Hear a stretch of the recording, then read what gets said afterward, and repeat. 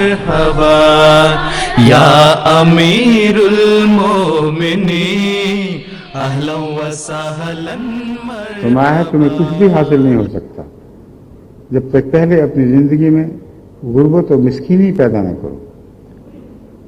یہ عبارت جب میں نے پڑھی تو میرا ذہن سقراط کی طرف گیا، جس کا یہی پیغام تھا جو اس زمانے کے لوگ بھی نہیں سمجھ سکے، اور کچھ تو سمجھے لیکن اکثر نہیں سمجھ سکے، اور اکثر فلسفی جو سقراط کا فلسفہ آپ کے سامنے پیش کرتے ہیں وہ آج بھی اس مسئلے کو نہ سمجھ سکے۔ سقراط گلیوں میں پھرتا تھا اور کہتا تھا پہلے جاہل بنو پھر تمہیں علم آئے گا، لا علمی کے بغیر علم کی طرف تمہارا کوئی سفر ممکن نہیں۔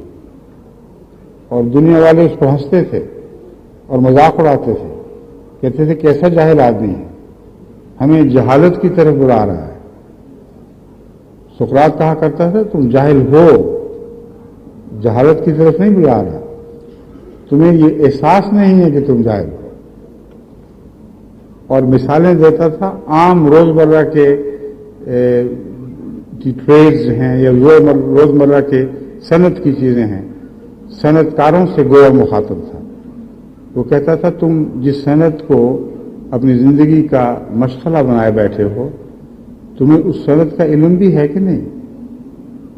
عام کاریگر حیران ہو جایا کرتا تھا کہ ہم اتنی اچھی چیزیں بناتے ہیں اور یہ فلسفی بنا پھرتا ہے اور کہتا ہے ہمیں علم بھی ہے کہ نہیں، علم نہ ہو تو ہم کیسے بنائیں؟ اس کی مراد یہ تھی کہ جس خدا نے تمہیں بنایا ہے تم جانتے ہو کہ اس خدا کا لازماً ایک مقصد ہوگا۔ ایک اچھا کاریگر جو چیز بھی بناتا ہے اگر اس کے مقصد سے غافل ہے تو اس کی چیز بنانے کا کوئی بھی فائدہ حاصل نہیں ہوگا۔ ایک سیڑھی بنانے والے کے لیے لازم ہے کہ مقصد کو حاصل کرے۔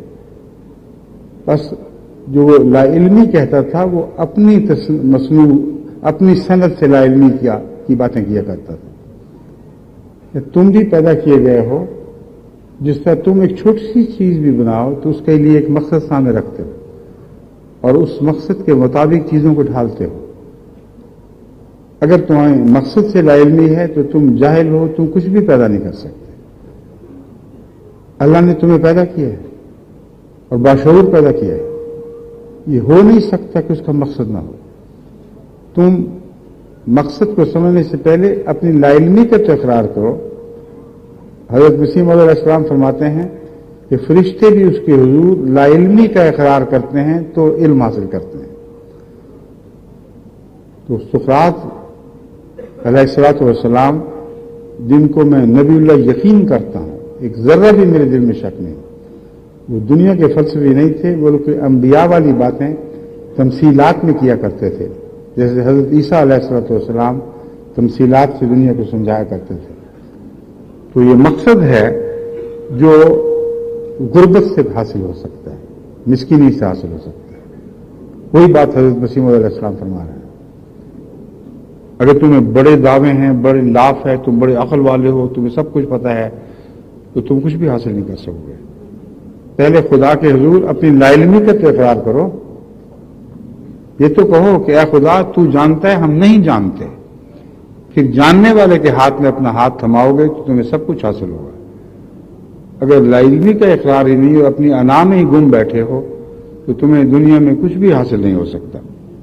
مرحبا یا امیر المومنین اہلا وسہلا مرحبا اہلا وسہلا مرحبا۔